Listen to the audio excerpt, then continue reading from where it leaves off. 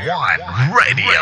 Eddie Ibool Heavy Equipment Rental undertakes equipment rental for cranes, forklifts, manlifts, telehandlers, welding generators, tower lights, air compressors, diesel power generators, wheel loaders, excavators, vibratory compactors, fuel truck, and high bed trailer trucks. Eddie Ibool Heavy Equipment Rental offers renting a full line of quality, well-maintained construction equipment and machinery. They offer trucking services, hauling, hustling, stockpiling, electrical and mechanical equipment like genset, air compressor, welding machine, and others. Eddie Ibool Heavy Equipment Rental has earth-moving equipments, skid loader, backhoe loader, payloader, and many more. They offer rental services for lifting equipments like forklifts, manlift trucks, cranes, and boom trucks. Contact Eddie Ibool Heavy Equipment Rental at 984-2345, 980-1075, 740-0347. Located at San Isidro, Batangas City. Eddie Ibool Heavy Equipment Rental. Kapitolyo! Biyaheng Kapitol, ang programa ng bawat Batanggenyo. Biyaheng Kapitol, naglalaman ng mga kaganapan sa loob at labas ng lalawigan ng Batangas. Biyaheng Kapitolyo, mapapakinggan ang mga napapanahong balita. Biyaheng Kapitolyo, tumatalakay sa mga proyekto ng ating pamahalaang panlalawigan. Health, education, livelihood, protection of the environment, life and property. Biyaheng Kapitolyo, samahan ang mga patrol ng Kapitolyo sa biyaheng walang iwanan patungo sa isang rich Batangas. Sakay na sa lakad na nagpapadama sa likas na kagalingan, kabutihan at pagkipagkapwa ang mga Batanggen. Sabay-sabay tayong umarangkada, ipakitang ang Batangas magiting dito sa biyaheng Kapitolyo. Kapitolyo! Sakay na!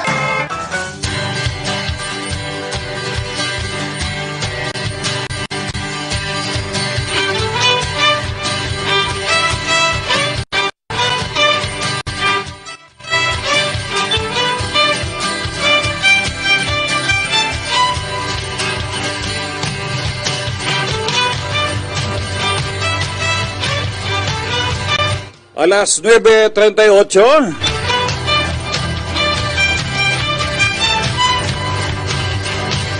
Magandang umaga Southern Luzon. Magandang umaga lalawigan ng Batangas. Good morning, Miss Jen. Good morning, June, at Tuesday na naman yan.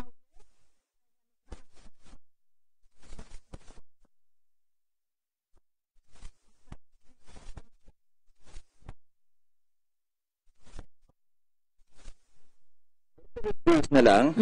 Ang bilis ng ating countdown, parang kung 7 ngayon, Miss Jen, parang 8 araw na lang. Parang bonus. Ah?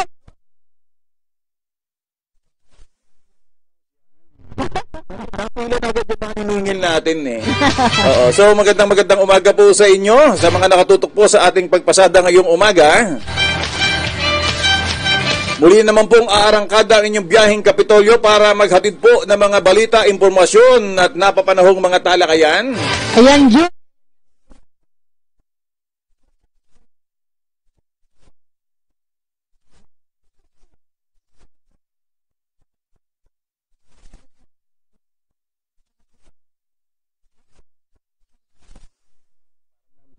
Yan ang ating home station. Kaya kami dumayo din ngayong umaga. Nagka-problema ang ating si internet natin, may problema na naman. Bakit gano'n, PLDT? Bakit gano'n? Parang hindi lang ata Miss Jen yung ating building. Yes. Sa Kapitolyo nawala ng internet. Parang ang balita ko pati dun sa mismong Kapitolyo. Sa accounting, sa budget, parang lahat yata sila wala. Paayos po. Pasuyo naman po, kahirap ng buhay. Ay, batiin muna natin, Miss Jen, ang isang mapagpalang umaga. Bukod nga dito sa mga nakatutok sa ating radio, sa mga motorista, magandang umaga po sa inyo. At yan, June, parang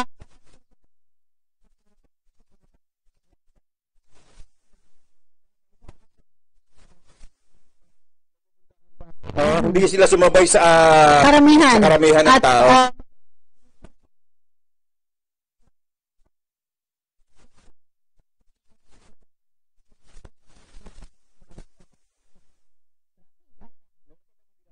Ha? Wala nang nag-alat sila daw. Sila lang.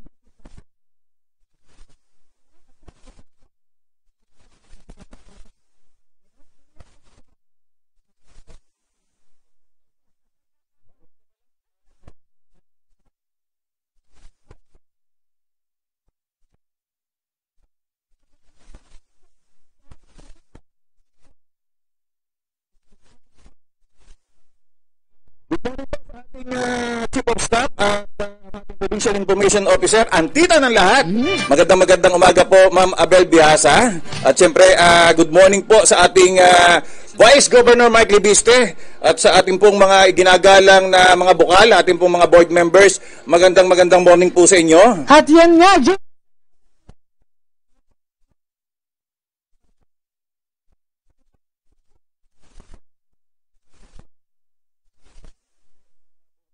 Patrol ng Kapitolyo ngayong araw na ito at ng Provincial Information Office.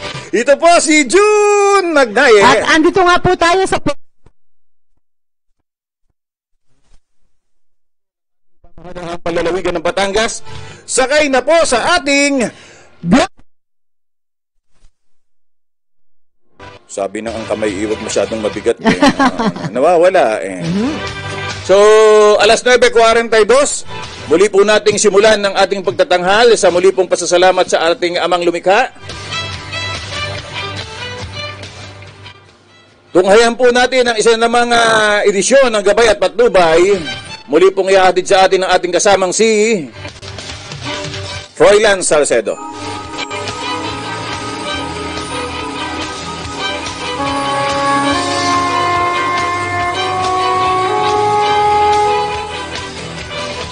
O Diyos amang nasa langit, nagpapasalamat kami sa mga biyayang patuloy mong ipinagkakaloob sa aming buhay.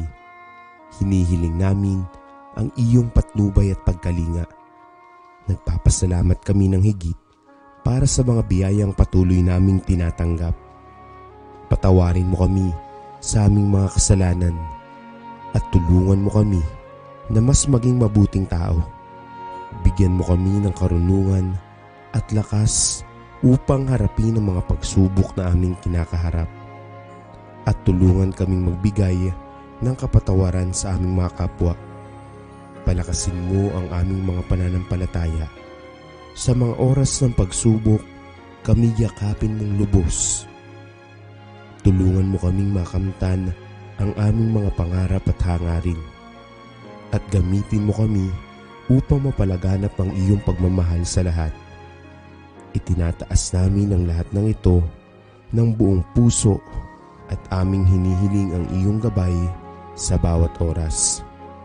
Ang lahat ng ito ay aming iniaalay sa ngalan ni Jesus, aming Panginoon.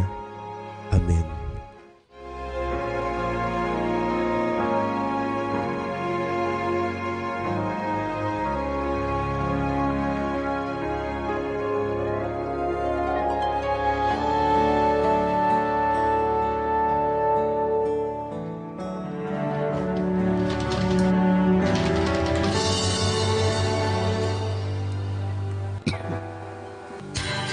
So maraming salamat, Froy. Alas 9:44, tuloy-tuloy po ang ating pagtatanghal. Muli, Miss Jen, magandang umaga. At parang buhat pa yata kahapon, nasilayan ko na medyo maliwalas yata ang mukha mo. Hindi, malungkot ang mukha nga natin Bon voyage sa aking anak na naglakbay at medyo pinuntahan na ang kanyang asawa. So, Jaina, Kumusta ka dyan? kumusta ka dyan? Basta huwag mong kakalimutan, size 13 pa rin ako. Hindi pa rin naman nagbabago yan. Ayan, ako naman, pasalubungan mo ako ng mga snow. Paano kayo may uwi yun, June? Nabati mo na si Jaina. Baka naman mababati mo rin si Jen. Jen, siyempre ang aking anak, congratulations sa ngayon ay SK Chairperson ng Barangay Aplaya. Ayan. Sana ay sa banda-bandarian ay pagpalain ka pa rin doon sa iyong mga minimithi pa. Ayan. Naalala ko yung naging ibinahagi kahapon ni ating Bokala ng senior board member, si Bokala Claudette Ambida Albay. Yes, Oo, kinumusta niya yung mga ibinoto doon ng ating mga empleyado. So, kayo ba? Kumusta na ba ng inyong mga kandidato? Nagsipanalo ba? Parang ako ay may natalo ba? Oo, may natalo akong Meron isa din. na ibinoto. Oo. So, sabi nga, bagamat tayo ay nakakakita, Miss Jen, ng mga post pa rin ng mga natalo, ng mga hindi pinalad, nakita ko ay may bitter pa rin, siyempre. Yan naman huy, maikling panahon ng panunungkulan, 3 taon, kung saan tayo nagkulang, kumbaga, iparamdam na rin naman natin sa ating mga barangay na tayo na may handa talagang maglingkod. At kung hindi man tayo ngayon pinagkatiwalaan, iparamdam nyo na hindi kayo mawawala sa sa pagtulong. Jun, parang nabanggit mo 3 taon, 2 taon lang. Bakit? Oo, 2 taon lang ang magiging serbisyo ng ating barangay ngayon.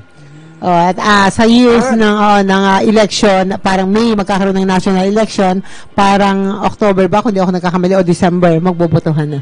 Ganon? Oo, kaya... Ganon kadali?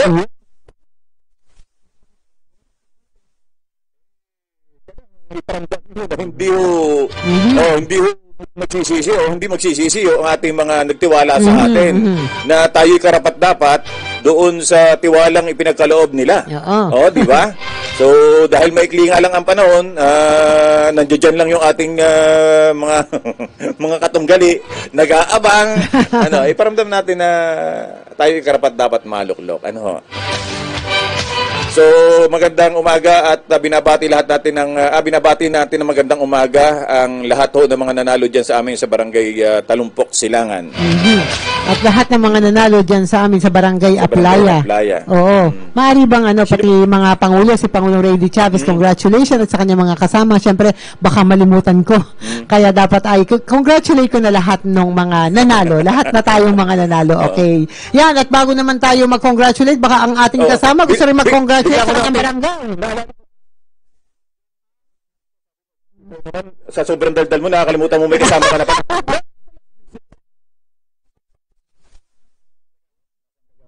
Yan, good morning po Sir Jun, good morning po Ma'am Jen, at congratulations din po sa lahat ng nanalo sa aming barangay dyan sa Barangay Tulo. Yan, pagbati po ng good morning sa lahat po ng nakatutok sa ating Facebook live streaming via Batangas PIO. Unang-una po ay andyan si Arnold Tabares Jr. Good morning sa'yo, get well. Si John Lindon Aguda, nakikinig at nanonood din po. Si Ate Cheryl May Makuha Halili, good morning daw po sa inyo. Yan, kasama rin po natin si Jane.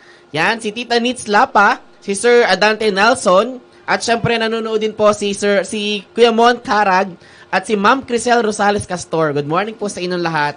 Yan. Ay, sasamantalahin ko na, Miss Jen, yung kasing ating prayer warrior, kasama natin ngayon.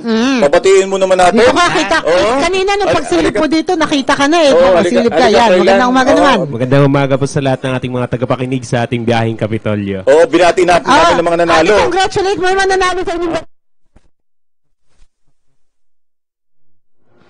Kapitan ng Barangay San Roque po at saka sa kanyang mga konsehalis po. Congratulations po. San Roque ng... San Roque Bawan po. Ng Bawan. Oo, so sabihin mo ang pangalan kasi junior siya Ano nga pangalan ng iyong...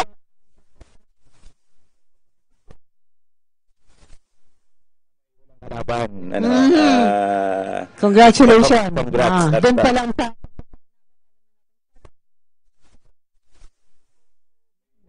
Baka ito hindi magtagal at isang araw nandun na rin. Nandun na rin.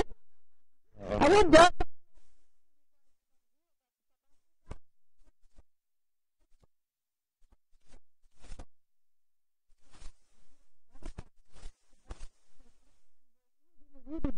Board member Debs Balba. Ayan, mula daw kay Konsehal Rene Belda, pagbati mula kay J.R. Andal. Ayan. At belated happy birthday, nag-birthday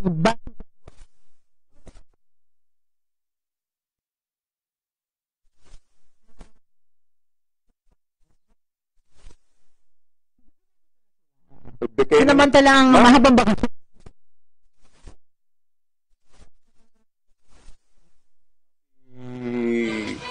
si Greg Tolentino, ating isa sa mga board of directors ng ating sangkap. So magandang umaga. At si Ma'am Amy Salcedo. Oo. Nanonood. Nanonood sa atin ngayon. Hindi ko alam kung inabot niya yung bati ng kanyang ano ba to, panganay ba? Panganay yata si Proy. Junior, baka panganay yan. Oo. So, Miss Jen, sasamantalahin ko na rin yung pagkakataon. Gusto kong batiin yung isang itong may-ari nung may-ari ng isang masarap na kape dito sa saan ngayon? San Vincent yun? Yung kape na binanggit mo kanina. Dyan po sa may inland, ano bang? Land?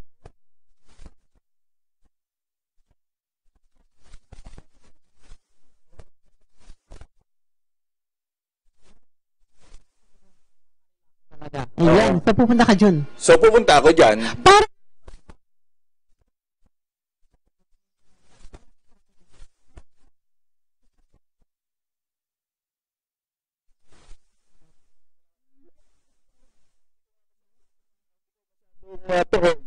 sa salitang Batanggenyo, yung Lights Cafe, saan ba yun? Halimbawa galing ako dito sa diversion. Oo. Batangas Country Club. Oo. Direct.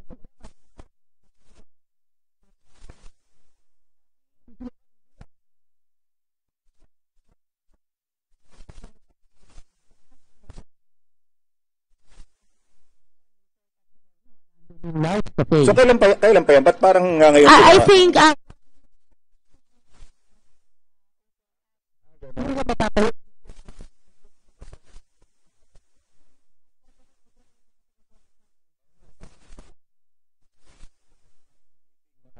grupo ng bonsai. At maraming salamat, Jun. Hindi pa man natin natitikman ay naaamoy ko na. Ganun.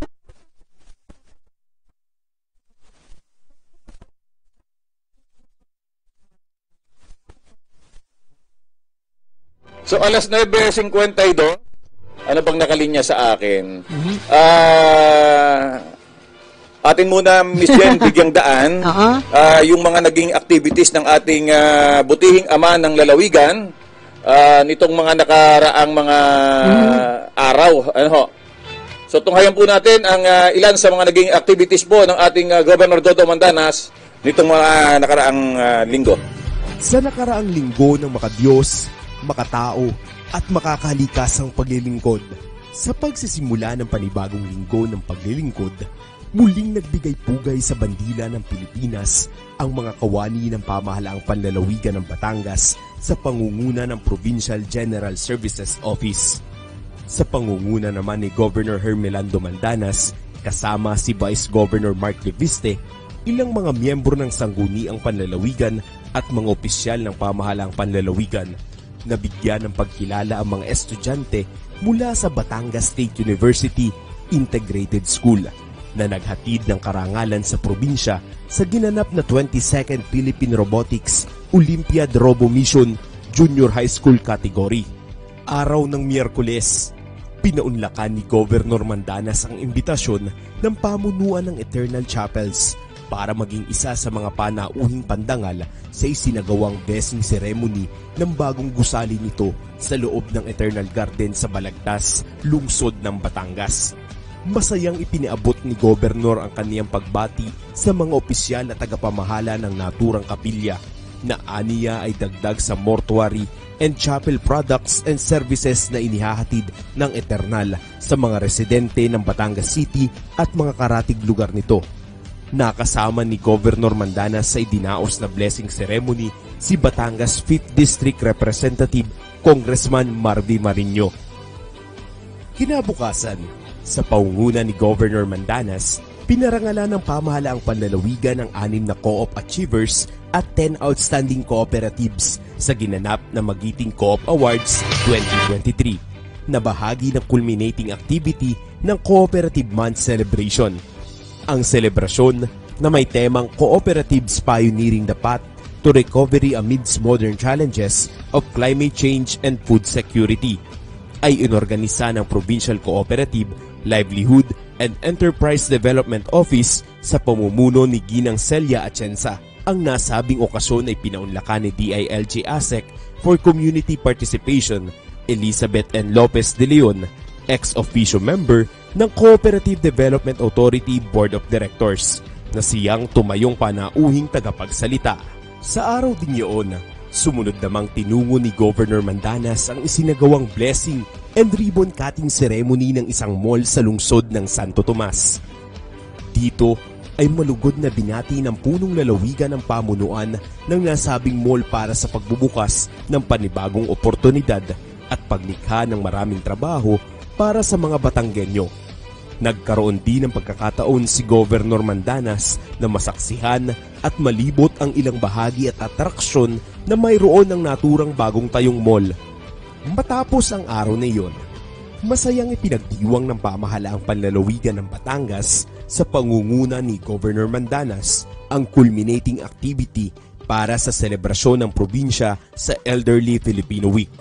Sang-ayon sa temang Honoring the Invaluable Legacy of Filipino Senior Citizens at sa magkatuwang na pangangasiwa ng Provincial Social Welfare and Development Office at Provincial Office of the Senior Citizens Affairs Office, naging matagumpay ang nasabing programa na kinatampukan ng ilang mga aktibidad tulad ng pagbibigay rekognisyon sa mga retiradong Senior Citizen Association Presidents mula sa iba't ibang bayan at lungsod sa lalawigan para sa kanilang matagal na panunungkulan at paglilingkod sa kani-kanilang mga komunidad, paghahatid ng makabuluhang impormasyon at kaalaman sa tulong ng mga naimbitahang resource speakers, kasiyahan sa pamamagitan ng pagpapamalas ng kani-kanilang talento sa pagsayaw at pagkakaloob ng mga serbisyo gaya ng libreng haircut, massage at optical mission o konsultasyon gaya ng libreng haircut. Nagbigay daan din ang ginanap na programa upang maikonsultasyon gaya ng libreng haircut ang lubos na paghanga sa mga senior citizens na nasisip gaya ng libreng haircut at pundasyon sa bansa sa mga senior citizens na nasisip gaya ng libreng haircut at pundasyon sa bansa sa mga upang malusot na tanggapan ng komunikasyon ni Governor Mandanas sa sulor ng Oriental Mindoro. Araw ng Lunes, ika-30 ng Oktubre, maagang bumoto si Governor Hermelando Mandanas sa isinagawang barangay at sangguniang kabataan eleksyon. Kaugnay nito, hinikayat ng Batangas Governor ang mga kababayang Batanggenyo na gamitin ang karapatang pumili sa mga susunod na public servants sa mga barangay at makiisa sa barangay at SK Election 2023. Bukod sa maraming mga aktibidad at pagpupulong na personal na dinadaluhan ng gobernador, tinitiyak din ito na mabibigyan ng pagkakataon na makadaupang palad ang mga bisitang nagtutungo sa kanyang tanggapan. Malugod niyang tinatanggap at kinakausap sa kanyang tanggapan ang mga individual at grupo na nagpapaabot ng kanilang mga pakay at pangangailangan. At ito ang mga naging aktibidad ni Governor Mandanas nitong nakaraang linggo sa patuloy na paghahatid ng magiging na serbisyo publiko para sa bawat Pilipinong Batanggenyo. Serbisyo publiko para sa bawat Pilipinong Batanggenyo.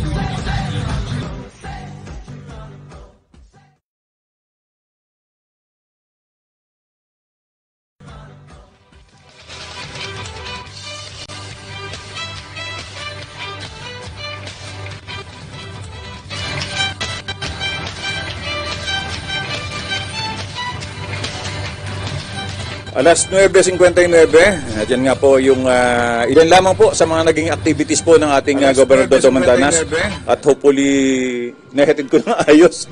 Nababago ho kasi kami sa palibasa ay Miss Jen. Kung natatandaan mo, parang kailan pa tayo huling bumisita dito sa ating home station.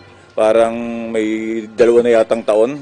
Na-miss mo na dyan yung mga pag-control dyan. Oo. So, anyway, pasensya na ako. Ganito talaga pagka live. So, para ihatid naman yung ilang mga announcements, meron pa yata tayo, Binson? Yan, ito po, para po sa ating mga kababayang Batanggenyo na naghahanap ng trabaho, at baka po ito na ang sagot sa inyong mga minimiti sa buhay. Yan. Ito po, naghahanap po ng Supervising Administrative Officer, ang Office of the Sangguniang Panlalawigan. Naghahanap po ng Project Development Officer 1, ang Provincial Planning and Development Office. Ang Provincial General Services Office naman po ay naghahanap ng Utility Worker 2. Naghahanap po ng Laboratory Technician 2 ang Provincial Government, Environment and Natural Resources Office. Samantala, hiring naman po ng Engineer 3 ang Office of the Provincial Engineer. Administrative Aid 4 ang Provincial Cooperative Livelihood and Enterprise Development Office. Kala ko Air 1. Naghahanap po ng Nurse 1 ang Provincial Health Office Apacible Memorial District Hospital. Ng Cook 1 ang Provincial Health Office San Juan District Hospital.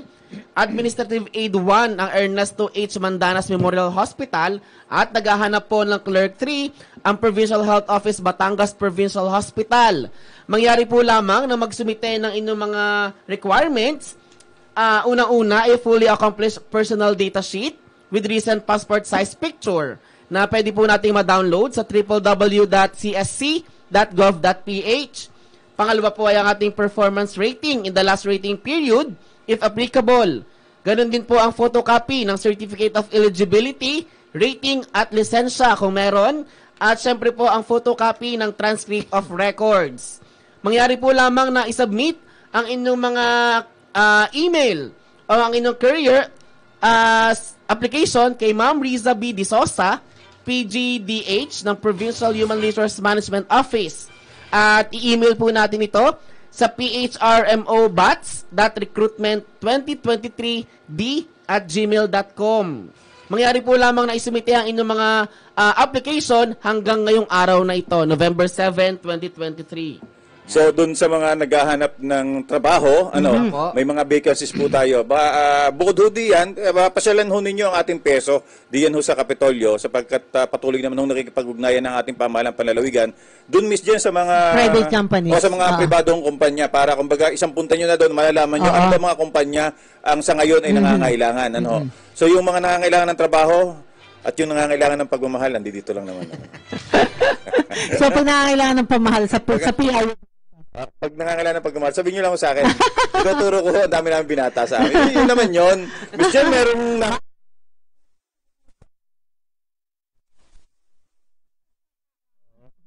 si Bison. Bison, meron na ba? Wala pa, sir. Negative. Ay, Miss Jen, may babatiin lang ako. Nakita ko, good morning, poging-poging Kuya Jun. Naku,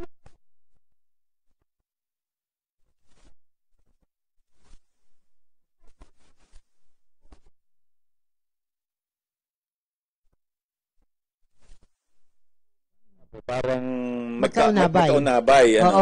Yun. So, lalaki ang anak niyan. Si Eli, si baby Eli. Hindi tayo magbalay. Mag-ama.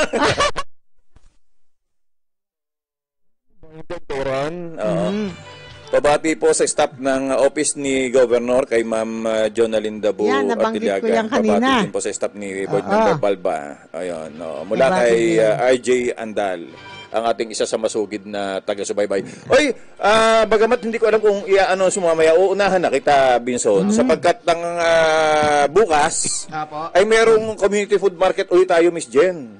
So may pagkakataon ulit tayong mamili ng mga bukas ba to? Bukas, bukas. Yes. Dito sa loob ng Kapitolyo. Kaya yung mga nasa paligid-libot ng Kapitolyo, ito ho, suportahan ho natin ang ating mga magsasaka at maing isda. At Jun, bukod sa mura na, ay murang-mura pa ang mga tinda at sariwang-sariwa. So, dahil wala hong middleman na kumbaga nagbebenta rin na rin si Binson, ay bebenta ko sa kanya para siya magbenta. Wala nang ganun. Kung mga kasama nating mga magsasaka, suportahan ho natin at katulad nitong si Ems, bago pumunta dito sa station, dumaan ka muna. Dumaan ka muna doon.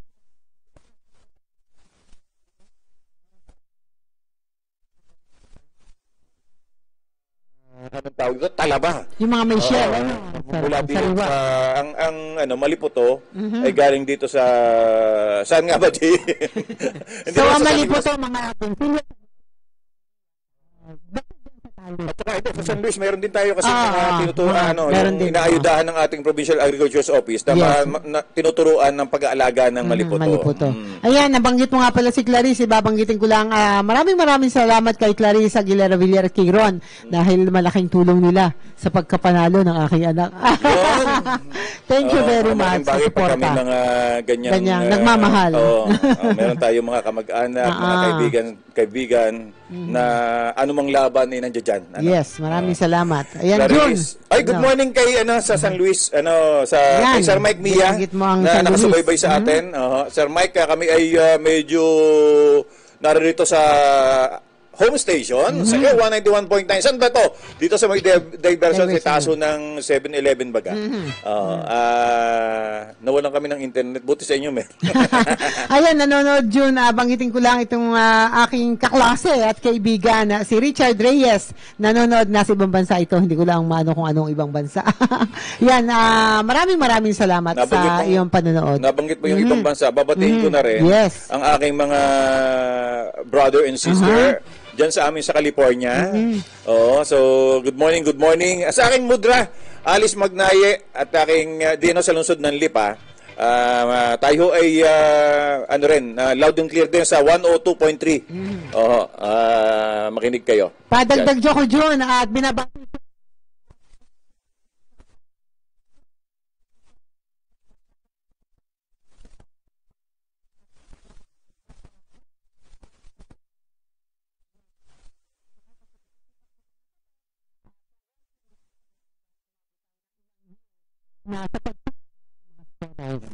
Speaking of scholars, Miss Jen, bibigyang daan ko na rin. Ngayong araw ho sana sa ating programa, tatalakayin natin yung scholarship naman hatid ng DOST. Yes, naku, nakakatuwa ho yung mga benepisyo niyan. So sana ay guest natin si DOST Provincial Director si Ma'am Pwede Malabanan. Medyo nga nagka-problema lang tayo. Nagkaroon tayo ng problema sa internet. So, i-do namin yan live pa rin. Sa next week po, sa Tuesday. At mapapakinggan ho ninyo yan dito sa AWA 91.9 at diyan sa 102.3. Kung paano sumali, paano maging isang DOST scholar at ano-ano yung mga benepisyo niyan. So, patuloy ho naman ang ating pamahalaan panlalawigan. Ang alam ko, Miss Jen, sa mga darating na araw, o hindi ko alam, bukas baga, ay meron tayong, kailan ba yung ating pamamahagi ng scholar? Marami tayong mga scholars na ipapamahagi. Bukod diyan, marami din tayong educational assistance and medical and burial assistance na ini-schedule natin kasi medyo nagkaroon si Governor ng out of the country na mga pagpupulong na mga meetings po na inaasikaso. So, na-move lang ang date June. Pero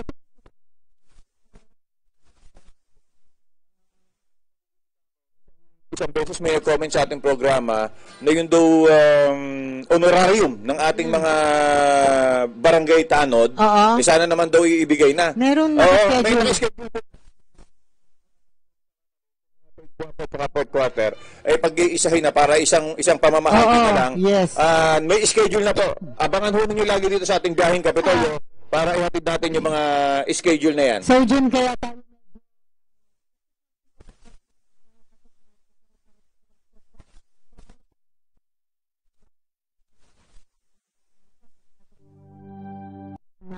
gaganapin po ito sa mga susunod na mga araw. At June, gusto kong isingit, bagamat inihahanda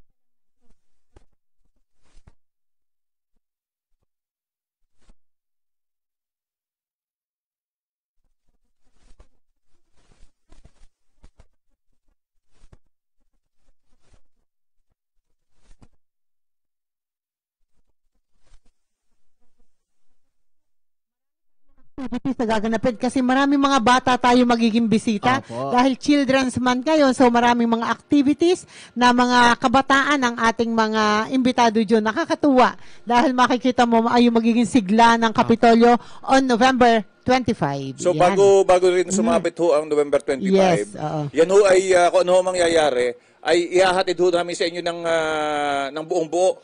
So lagi ho ninyong aabangan. Yes. At yun ay ating bibigyan dan dito sa ating programa. Siyam na minuto makalipas ho ang alas 10 ng umaga. Parang Miss Jen, parang gusto ko nang magtungo sa ating balitaan, pero siguro bigyan daan muna natin ang ilang paalala. Wala hong maglilipat ng himpilan, magbabalik po ang inyong biyaheng Kapitolyo. Makalipas lamang po ang ilang mga paalala. Are you looking for a fast and real-time communication service? Here's Mail and More Business Services.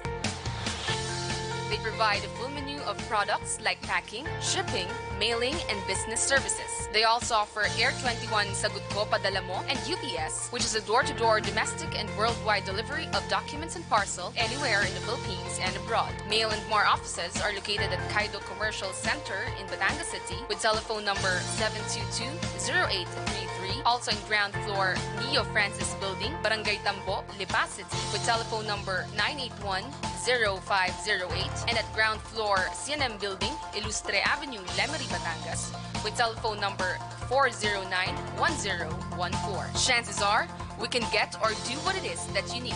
Because in Mail and More Business Services, we put the word convenience into shipping. Ikaw ba ay nawala ng cellphone? Pwede mo itong ipablock sa NTC. Ihanda lang ang mga sumusunod: photocopy ng 2 valid IDs, resibo o kahon na may IMEI na nawalang cellphone, affidavit of loss o police report o blocking form maaaring i-download sa aming website na www.ntcr4.com at ipasa ang mga ito sa NTC. Para naman sa mga reklamo ukol sa text scam, spam, illegal text message o threat, mag-hi ng reklamo sa pinakamalapit na opisina ng service provider ng numerong iyong nirereklamo. Maaari ka rin magtungo sa tanggapan ng NTC at gawin ang mga sumusunod. Puna ng complaint form at maglakip ng kopya ng iyong 2 valid IDs at ng screenshots ng mga natanggap na text messages at ipasa ang mga ito sa NTC. May problema ka ba sa broadband or mobile subscription mo? Magsadya sa pinakamalapit na opisina ng service provider mo upang maghain ng reklamo. At kung sa loob ng 5 araw ay hindi nila ito binigyan na aksyon, pwede ka mag-file ng reklamo sa NTC. Punan lang ang complaint form at maglakip ng mga sumusunod: 2 valid IDs, contract, proof of claims, billing, at iba pang mga dokumento na iyong reklamo. Kasama ito sa tanggapan ng NTC. Ang blocking at complaint forms ay maaari ninyong i-download sa Consumer Welfare and Protection section ng aming website na www.ntcr4.com. Ang inyong mga reklamo ay maaari ninyong i-email sa ntcr4@yahoo.com o i-fax sa numerong 043-723-1246. At para sa iba pang mga katanungan, magtungo lamang sa NTC Regional Office na matatagpuan sa Diversion Road, Barangay Bodbok, Batangas City. O maaari din kayong tumawag sa telepono bilang 043-723-2495 at pwede rin kayong mag-email sa ntcr4@yahoo.com. Ito ay isang paalala mula kay Director Joselito C. Lenes ng NTC Region 4 sa pakikipagtulungan sa kapisanan ng mga broadcaster ng Pilipinas bilang bahagi ng Gender Development Project ng National Telecommunications Commission. Maraming salamat po.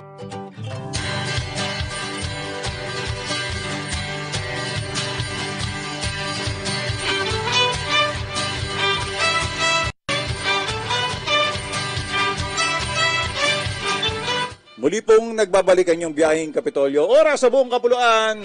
14 na minuto makalipas po ang alas 10 ng umaga. At Miss Jen, akin munang isisingit. Nag-message sa atin si John Mark Pangilinan at gusto niyang congratulate yung 2 empleyado daw ng Office of the Provincial Agriculturist na nakapasa sa licensure examination ng Philippine Regulation Commission para sa Fisheries Professional. Si John Paul Cabasal, yung ating paboritong ma-interview, Agricultural Technician 1, at si Leandro Antig, na isa namang casual employee, diyan pa rin sa OPAG. So mula sa pamahalaang palalawigan, sa ngalan ng biyaheng Kapitolyo, kino-congratulate natin si mahusay naman talaga yung batang yun.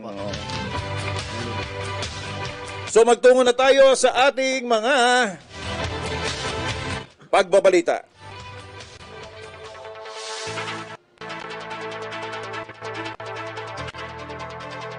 Mula sa bulwagang pambalitaan ng inyong biyaheng Kapitolyo, narito na po ang inyong mga maiinit at napapanahong mga pagbabalita. Hindi pa posible sa ngayon na maibaba sa 20 pesos ang presyo ng bigas sa bansa.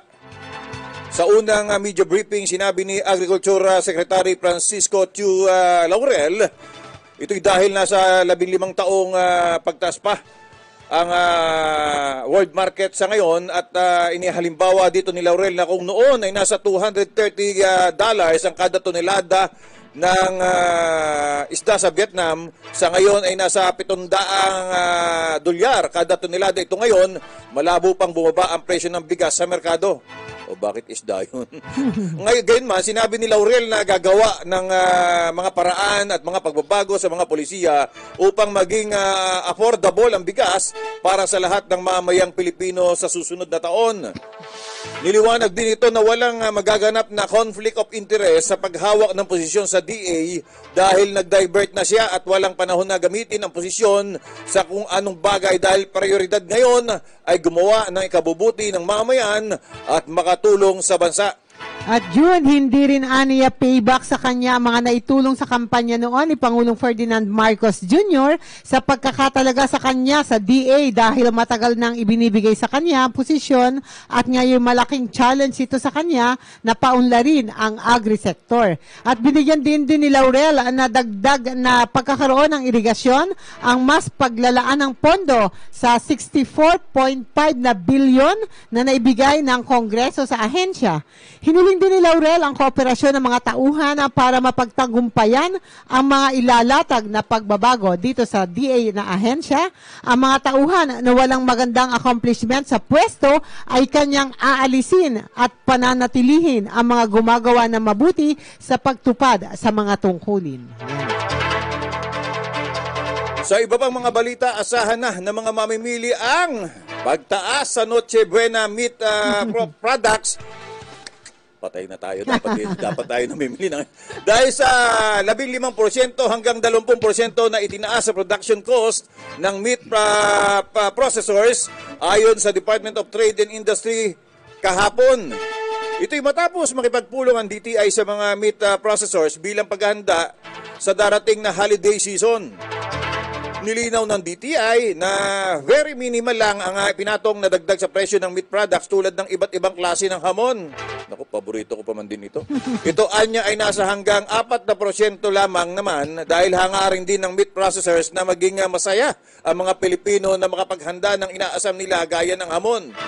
Payo ni Pacheco sa pamilya na alamin sa ilalabas nilang Noche Buena Guide upang maikumpara ang mga presyo ng iba't ibang produkto para mapagplanuhan na ang bibilhin bago pa magtungo sa grocery o supermarket. Isusunod naman ng DTI ang pakikipagpulong sa iba pang manufacturer ng Noche Buena items. O ayan na, ngayon pa lang medyo mag-utay-utay na kayong bumili, ano? Titingnan lang expiration June. Oh. Baka abutin.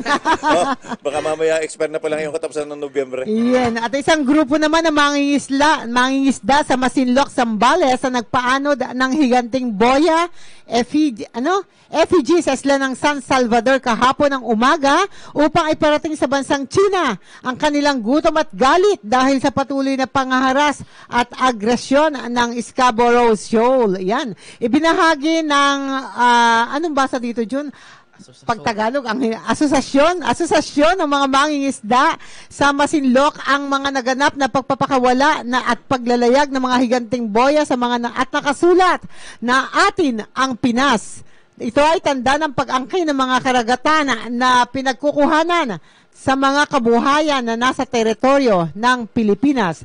At ayon kay Kagawad Richard Pascual, incoming chairman ng isla ng San Salvador, umasa ang isla na sa biyaya ng karagatan para sa kanilang pagkain at panghanap buhay. Ayan, June.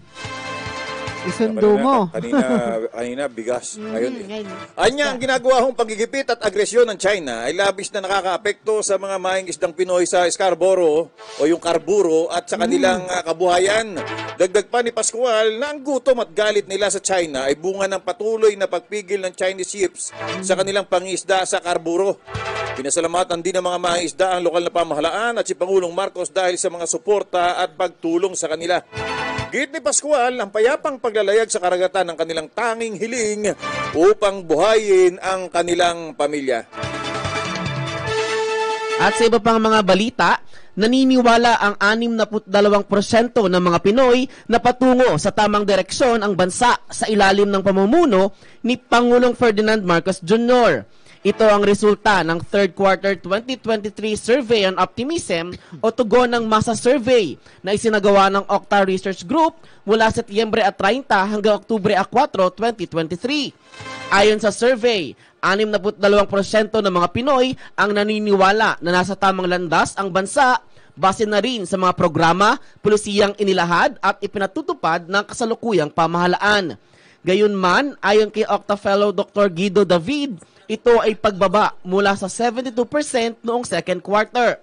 Samantala, nasa 20% naman ng mga sumali sa survey ang nagsabing hindi sila naniniwalang nasa tamang direksyon ang bansa na ani David ay pagtaas mula sa dating 11% lamang. Nasa 18% ang sumagot ng hindi nila alam at isa ang tumangging sumagot sa tanong. Ayon rin sa survey, ang mga pinaniniwalaang nasa tamang direksyon ang palakad ng gobyerno ay mula sa Mindanao na may 70%, National Capital Region na 69%, Visayas na may 58% at Balance Luzon na may 57%. Sa 20% na hindi bilib sa pamahalaan, pinakamarami sa Visayas na may 23%, Mindanao na may 21%, Balance Luzon na may 19% at National Capital Region na may 18%. Para sa akin naman, ano man ang kulay, kung dati kontra tayo, dapat naman tayo magtiwala tayo sa pamahalaan para kumbaga iisa yung ating yung isang ating direksyon. Alas 10:21, target ho ng Philippine Coast Guard na magkaroon ng 5 pang malalaking barko na gawang Japan para mapalakas pa ang kapabilidad sa presensya at pagpapatrolya sa karagatang sakop ng Exclusive Economic Zone ng Pilipinas. Kabilang sa mga barkong nais ng Philippine Coast Guard ay ang 77 metrong multi-role response vessel tulad ng BRP Teresa Magbanwa at BRP Melchor Aquino. Pinag-uusapan ito sa naganap na courtesy visit ni Japanese Prime Minister Fumio Kishida at Japan Coast Guard Commandant Admiral Shohei Ishii sa Philippine Coast Guard National Headquarters Port Area Manila nitong nakalipas na Nobyembre 4.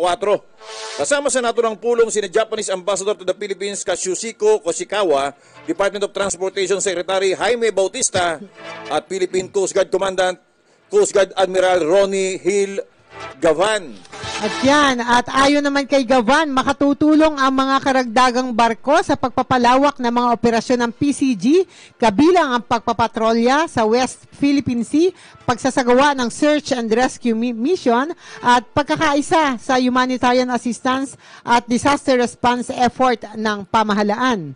Sa ginanap na courtesy visit, pinag-usapan din ng mga opisyal ang regular na pagsasagawa ng trilateral maritime exercises sa pagitan ng PCG, JCG at US Coast Guard upang lalong mapaigting ang kooperasyon at maingatan ang kapayapaan sa karagatan at sa rehiyon.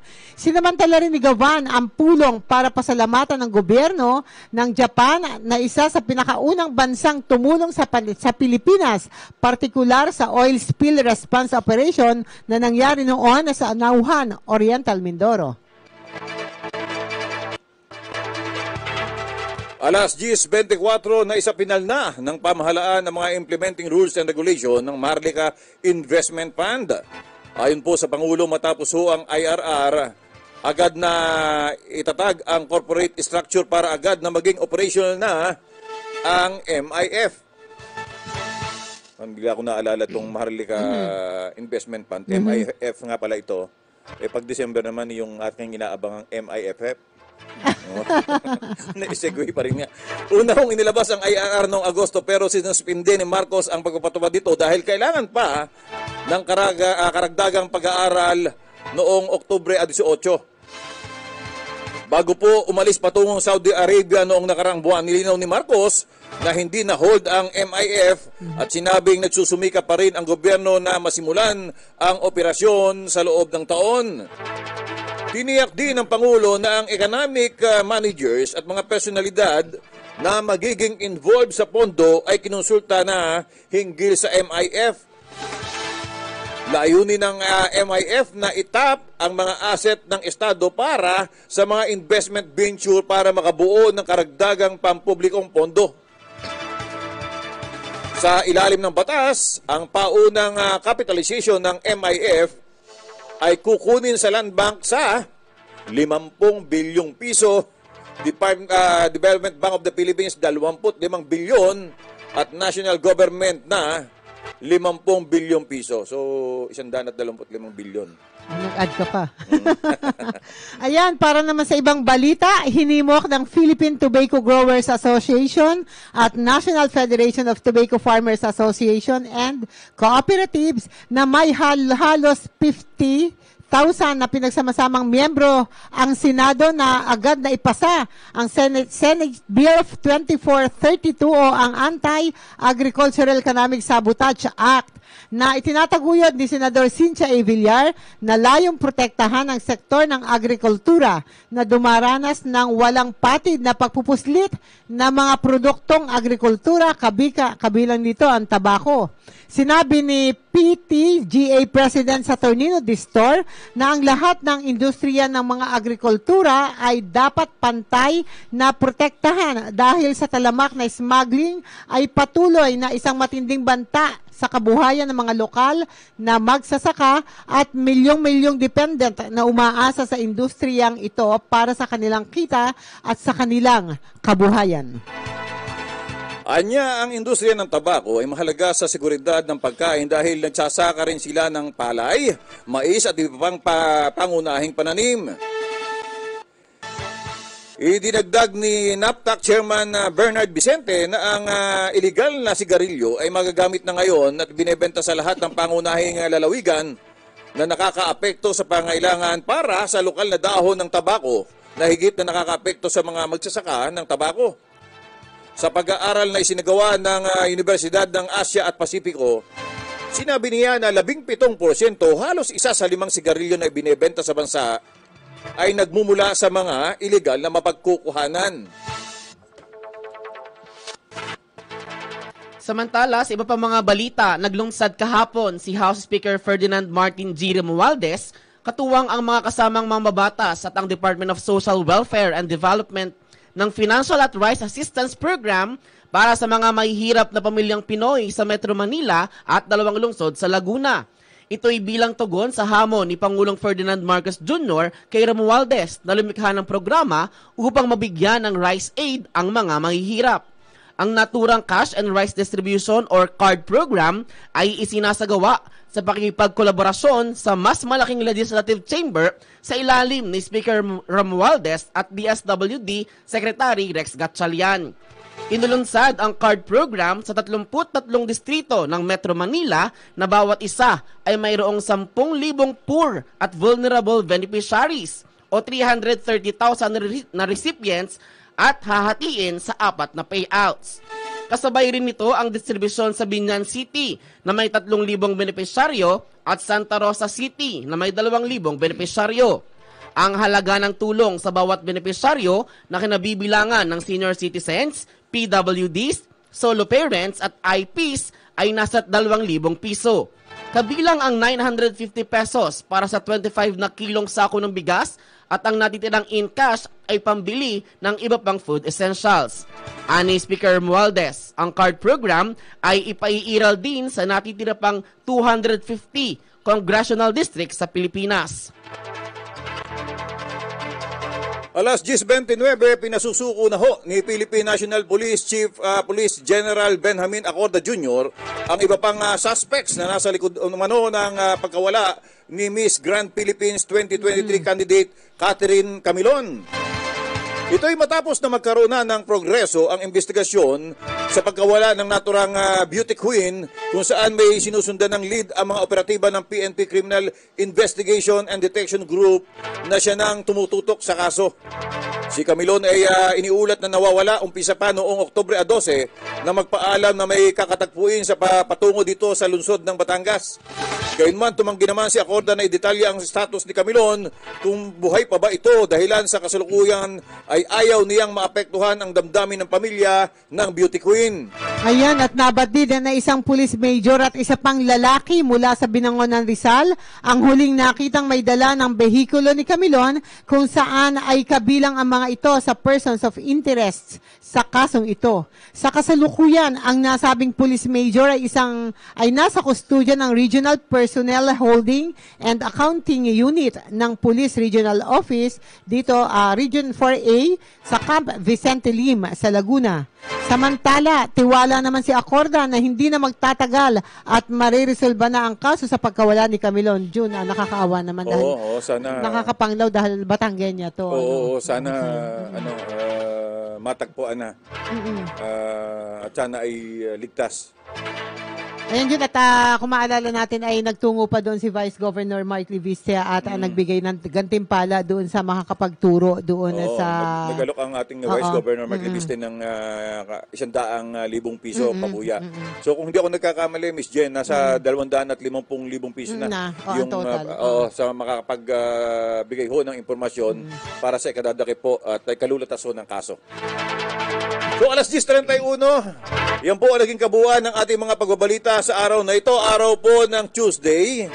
7 na po sa buwan ng Nobyembre taong 2023.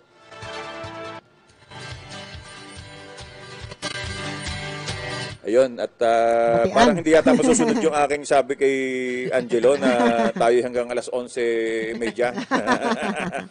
Ayan. So batian na tayo, batian. May announcement pa ba tayo dyan, Binson? Yan, ito po. Kasalukuyan po ginaganap ngayon ang 147th founding anniversary ng Municipality of Cuenca na may temang tinapayan ay daan tungo sa maunlad na bayan, kaya't ipagdiwang pagkat ito'y isang karangalan. Yan, ngayon pong araw ginanap ang Thanksgiving Mass na may motorcade. Kasabay po ang Tinapay Festival, Baker's Marketplace Display, ang Cuenca Master Bakers Cup 2023, ang Tinapay Festival Street Dance Competition, at ang Cuenca Saya, the 147th Founding Anniversary All-Out Show. Wow, ang saya-saya. Oo, ang saya-saya at ang sarap-sarap. Opo. Yan ang hilig ko, tinapay. Tinapay ang hilig mo? Ito, kape ang tingin. Muntik na, parang may gusto kang tukoy na. Si Froilan doon sa labas, napatawa doon sa tanong mo sa akin, tinapay ang hilig mo? Parang meron kang gustong pa. Ay, yung mga bayan, mga sa mga karatig ng Cuenca. Sinsay na po kayo sa Cuenca at makiisa sa kanilang 147, tama? Apa, oo, na taong pagkakatatag ho ng bayan ho ng Cuenca. So, Miss Jen, may mga babatiin ka pa? Siyempre, marami pa tayong nakalinya. Ikaw muna, Vincent, yung mga nakalinya dyan. Napakadami po ng nakasubaybay sa atin. Yan. Listahan ka. Hello po kay Ate Lino Lincos Ebora, yan, kay Kenji, kay Colleen BG, kay Ma'am Glenda Bausas, kay Ma'am Fermin Angelo Manalo Pulido II. Bukala. Yan. Kay Sir Norman Espina Beranya, kay Ma'am Donna Bagos de Ade, kay Ma'am Clarice Aguilera Villar. Andito rin po si Jed Kuwasay Amazona, si Sir Jeff Jockson, Ma'am Susan Pineda, yan, si Froilan Ramos Salcedo, hello po sir, yan, tatay mo pala to Froy, kay Sir Richard Reyes, Barangay Captain yan, Paulo. Yan, kay Kapitan. Congrats po. Kasama rin po natin ang San Luis, Batangas, yan, nanonood din sila. Si Ma'am Julie Hoyo, Ma'am Cora Makatangay Makaraig, Ma'am Jack Bautista Derla, Ma'am Jacqueline Tan Ramos, yan. Kasama rin po natin si Ate Gail Marasigan, kay Sir Primo Semira, kay Ma'am Edralyn Nueda Quinones Magboo, yan, kay Sir Roland Chua Jr., good morning po sa inyo, kay Ma'am Jacqueline Tan Ramos, kay Tita Sally Asis Corolio, yan, kay Sir Nonoy Valencia Jr., kay Sir Chen Elise Carlota, kay Sir Vin de la Cruz, yan, napakadami nito, kay Ma'am Luz Dominda Kiza Orig, kay Ma'am Jocelyn Sanel Cantal, Ruby Ann Sandoval Mendoza, good morning po sa inyo, kay Sir Nilo Makaraig, kay Ma'am Beth Balmes Danan, Ma'am Reina Marlene, kay Ma'am Rovilyn Tolentino. Yan, good morning po sa inyo. May gusto yan. Gusto magpa-picture. Yan, Sir Jun, picture daw po sa inyo. Yan. Sino? Si Ma'am Rovilyn Tolentino. Okay po. Hi, good morning. Yan.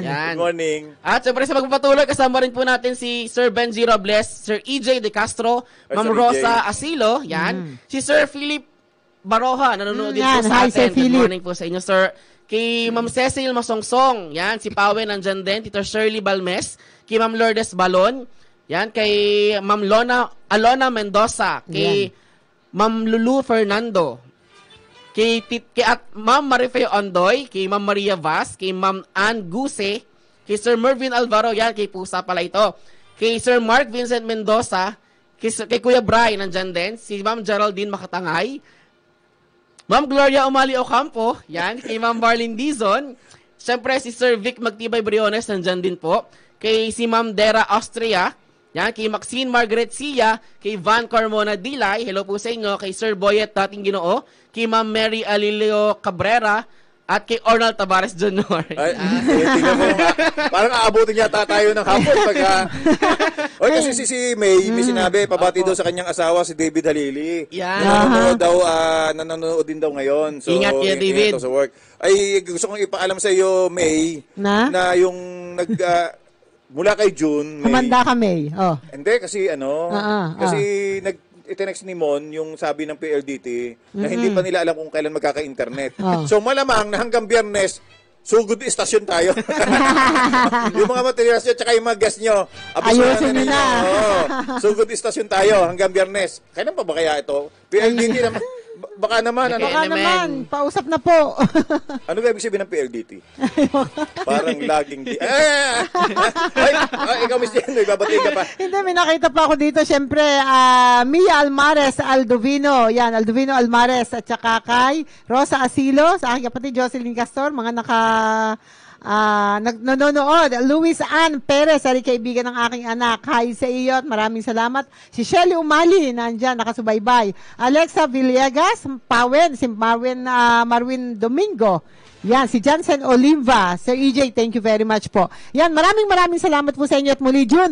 Congratulations po sa aking anak, SK Chairperson po ng Barangay Aplaya at maraming salamat po sa lahat ng tagtiwala, lalong-lalo na po sa lahat ng mga sumuporta. Thank you very much po. So, congrats, Jen Aguilera. Tandaan nyo ha. Jade siya. Jade. Aha. Si Jade to. Si Jade to. Alas 10:37. Di ba? May 7 minuto na kami. Buti natin 11:30. So, ako, generic na lang. Ocampos family, Magnayes family, Delicas family, Katipons family, magandang umaga po sa inyo. Sa ngalan po ni Governor Dodo Mandayo, bakit hindi ko ganabanggit si Froilan? Froilan, maraming salamat sa suporta. Nagkaigi tayo ngayon dito sa ating home station. Kay Sir Chris, thank you po sa kay Angelo at siyempre kay Ems na January yata ay Hindi mo makakasama dito? Oo, parang sa ngalan po ng Governor Dodo Mandanas at ng buong pamahalang palalawigan ng Batangas. Nako, nasaan na tayo? Narito.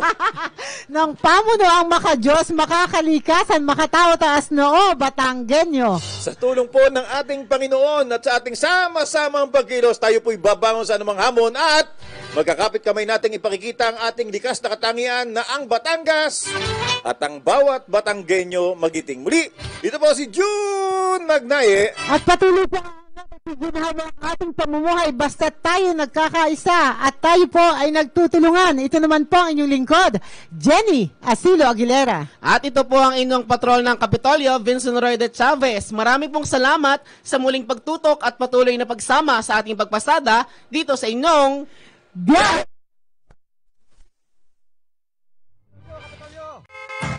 Kapitol, ang programa ng bawat Batanggenyo. Biyaheng Kapitol, naglalaman ng mga kaganapan sa loob at labas ng lalawigan ng Batangas. Biyaheng Kapitolyo, mapapakinggan ang mga napapanahong balita. Biyaheng Kapitolyo, tumatalakay sa mga proyekto ng ating pamahalaang panlalawigan, health,